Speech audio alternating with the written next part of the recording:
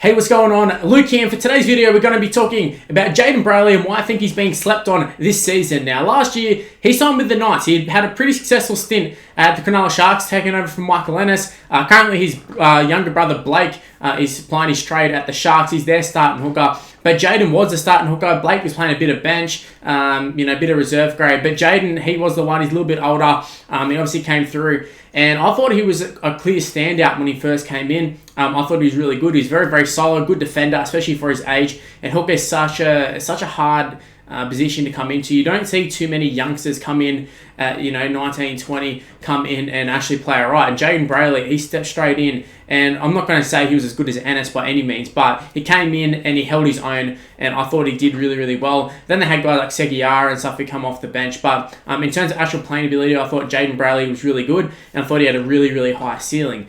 He's then signed a big contract with the Newcastle Knights, which obviously is why his brother's now starting hooker at the Sharks, given his opportunity. But Jayden has signed there. He moved over, and initially it was like, wow, what a great signing. This is another step in the right direction for the Knights. I mean, Knights have always been renowned to have signed some pretty good players, especially on pretty good deals too. In terms of you look at, the guys that they've brought over the last couple of years, your Clemmers, your Pearces, your Pongers and all that. Now, things that haven't panned out well for them, and I did a video not long ago talking about Mitchell Pearce and how things haven't really worked out for him at Newcastle in terms of producing on the field and off the field for that matter, but mostly on the field too. But Jayden Brailey, I feel like, would have been such a big help last season, but people often overlook the fact that he got injured in the first game, I think it was. I think he only played the one game, and it seems to be a common theme with Knights hookers. They're just like a bit of a curse with that Knights position, that Knights number 9. We had Rory Jason go there after leaving the Cowboys, injured, career over. We then actually didn't even play a game, I'm pretty sure. I'm pretty sure it happened in the preseason, had a throat injury. Then had Slade Griffin leave the Melbourne Storm, come over, played pretty well, was actually getting talked about as like highly regarded as hooker, like, wow, how good is this guy going? Because he was kind of really just a utility guy at the Storm. Well, come on, play a little bit of hooker, but not too much. Kind of the Brandon Smith role, I guess, before Brandon Smith. Just not as dynamic, I guess. But he went to the Knights, was playing really well, did his knee a couple times, then he had to retire. So that's 2 in a row that have retired.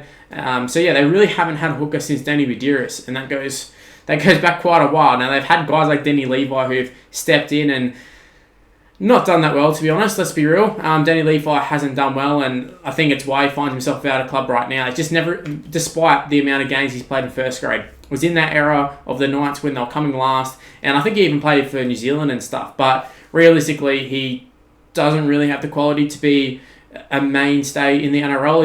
He might be floating in and around first grade squads, might get a couple of games here and there, but in terms of having him as your starting hooker week in, week out, not a good move, and that's how Manly suffered this year.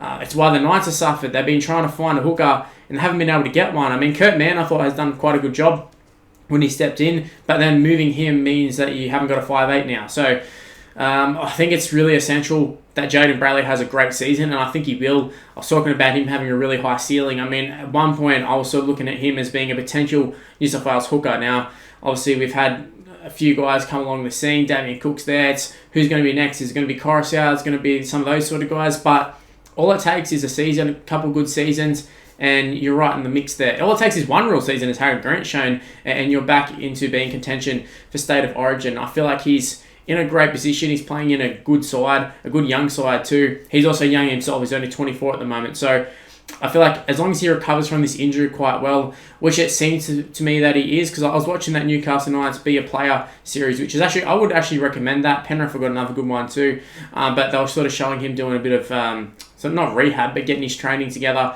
and it looked to me that he was getting back to full fitness, and I mean, really, realistically, he did it in round 1 or whatever, so it's been quite a while, even if it is a knee injury, but he's not a player who's built his career on speed or anything, so I feel like he's definitely capable of coming back from a major injury like that, and look, Knights have put a lot of money into it, they put a lot of faith in him, so he does need to deliver, and I feel like another injury would be an absolute cruelty to the Knights, especially considering the history of the number 9 injuries and retirements and stuff, but I think if anyone's capable of doing it, it is Jayden Brailey. And I think people are underestimating how much of an impact he'll actually have. Because like I said, they've had people fill in and do an alright job. Kurt Mann's been quite good at hooker, but he's also been really good at 5'8", and center. He's kind of your utility. You can chuck him in anywhere. He'll do alright. But I feel like his best position's 5'8", and I feel like Brailey being there opens up the 5'8" position. Now, I know they've got Jake Clifford coming in in 2022. But who knows, maybe Jake Clifford will end up at halfback, Kurt Mann. Who knows what's actually going to happen with Mitchell Pearce. But in terms of 2021, I feel like they actually have a really solid side. Looking at their side, I kind of underestimated how good their squad actually is. You add in Tyson Frizzell, it's almost like you've got 2 new signings. It happens a lot with clubs. Like they bring in a guy and they get injured so early on, so you never actually get to see the impact. And then they come back in the next season, and it's like, oh, we basically got a new signing as well, which is the case for Jayden Brailey for me, because like I said, he only played that 1 game, whatever it was. And I think he played most of that game with the injury anyways. But yeah, essentially, when you think about it, he may as well be a new signing, considering he didn't get to play last year. So you add him in there, you add in Tyson Frizzell, you add in the experienced heads like your Clemmer, even guys like Lachlan Fitzgibbon and Safidis and that, they've got the experienced head now. They've been around for a while.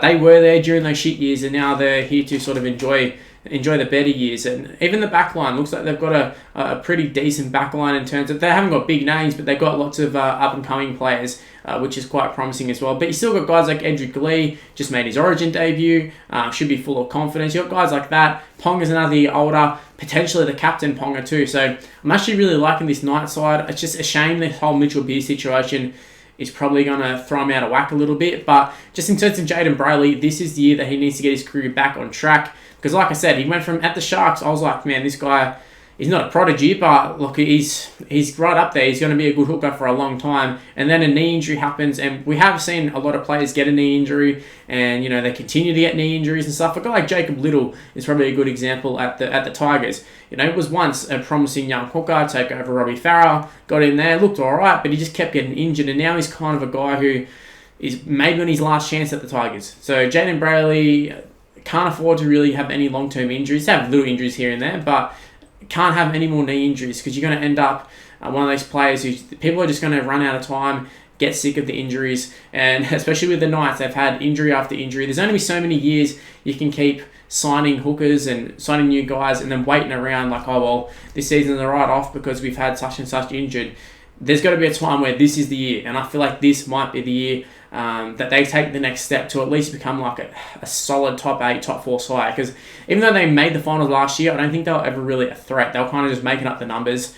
And I feel like that I don't know if that was due to COVID or whatnot, but I feel like that happened a lot last year, where there was such a high difference in quality between the top 4 sides and the bottom 4 sides. So that just also emphasises how much the Knights actually need to improve. In saying that though, I do think having an actual genuine recognised hooker will do for them. I mean, you add in a great hooker to any club and you see the improvements. I mean, look at the Panthers side. I know a lot's been talked about how good Nathan Cleary and stuff was, but for a long while they were playing guys who haven't really had too much success at other clubs. Sort of been in and out of first grade. Look, Katoas and Wade Egan's and that sort of stuff. They're not exactly superstars, and they were playing them. And as soon as Coruscant comes over, a genuine good hooker, they went straight to success. And like I said, people are going to sit there and say, oh, well, it's because of this and that, and oh, Nathan Cleary's been really good, Jerome Luai's been really good. But they had good players around them, they just didn't have that hooker. I've seen the Bulldogs. I've had to sit here for years and years and watch guys like Michael Leacher, now Jeremy Marshall-King, guys that shouldn't probably be in first grade, and they're in there and they're playing the hook position. And we even see like Cameron Smith, we see how influential hookers are to a side. They're probably the most important player in the side, other than maybe the halfback. I would say they're probably the most important player. I mean, they're the guy who has the ball the most. They're going to be touching the ball the most. They need a good crisp pass, and they need good vision. They need all that. Great defense. They need to have good stamina, be able to last the 80, because they're going to get targeted in defense. And for teams like the Knights, you can have all these good players around them, but you're not going to win with some plotter in at the number 9. And Jayden Brailey's definitely not a plotter. Well, at least he wasn't. And honestly, everything I say, it all stands on him actually coming back pretty strong from injury. Now, as far as I know, there haven't really been any roadblocks or anything like that. I would expect him to be there at round 1. But at the same time, I mean, it wouldn't be exactly surprising if he's not there, or if he ends up with another injury pretty quickly. He wouldn't be the first. And like I said, Knights have a history of it, especially in that number 9 position. So definitely wouldn't be the first player for it to happen to. But let's just think positive and hope that it doesn't happen. But yeah, this is why it would be such a big improvement, not only just in terms of Jayden Brailey moving and developing as a footballer, but in terms of him actually helping the Knights. I think it's going to be a great year for him. Gets to form combinations with Mitchell Pearce and whoever the 5'8" is. I'm assuming will be Kurt Mann.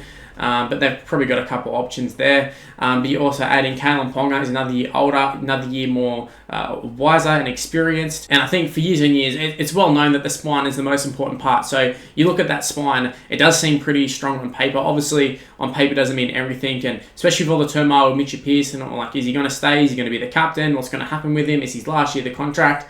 I can see him either coming out and having a blinding year and just killing it, or I can see him playing like total shit. So we'll just have to wait and see how it goes. But in terms of just developing, I think Jayden Brailey, I think he'll be such a big help to that Knights side, such a big help to the other guys around him, to your Pierces and Pongas, and even guys like Fitzgibbon and that, just giving them quality ball. And you know that his defense is going to be solid too, because defense obviously wins games. Defense is so important. Actually be interesting to see how guys like him who missed sort of last season will come back and adapt to the rule changes, because the other players have had a year to adapt to it, whereas they're jumping into it. They've been able to watch it, but in terms of playing it, I feel like it'd be a little bit different. So that's a different dynamic that I only just thought of at the time. But yeah, guys, that's all I really got to say about it. Leave in the comment section below. What do you think of Jayden Brailey? Do you think it was a bad move a couple of years ago to let him go from the Sharks? Personally, I think it was the right timing. They had the brother there. Can't keep everyone in terms of salary cap. Knights offered him big money. Obviously hasn't worked out so far, but it might in the future. But yeah, leave in the comment section below. What are your thoughts on Jayden Brailey? Do you think he's in for a big 2021? Do you think he will help the Knights improve big time? Because I certainly do. And like I said, I think the title of this video is going to be Jayden Brailey's been slept on. And I honestly think he's been super underrated at the moment. No one's talking about him, especially in the time of like the hookers. There's a lot of talk about Harry Barrett, Brandon Smith, McInnes, all those sort of guys. A lot of talk about them at the moment and where they're going to end up and all this sort of stuff. But the Knights, they've got pretty much a brand new hooker in Jayden Brailey. So we'll see how they go this year. Like I said, though, I've said it a billion times now. Leave in the comment section below what are your thoughts on Jayden Brailey and what will he do in season 2021. Also, while you're at it, go ahead and give the video a like and subscribe to the channel if you're new around here. Also, make sure to turn on the notification bell. It is quite important. At least you'll be notified immediately that I've uploaded. You don't have to worry about the subscription boxes. I mean, they're pretty dodgy. I think we all know that. Sometimes you get notified, sometimes you don't. So just turn on the bell. It's in the corner and you'll be notified immediately. Don't have to worry about all that stuff. Also, give me a follow on social media. It's on the screen right now. It's MrLuke on YT. My Facebook's just MrLuke, so go ahead and give me a like on that.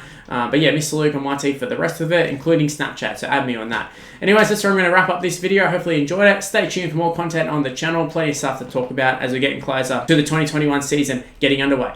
Anyways, I'll see you for the next one. Bye!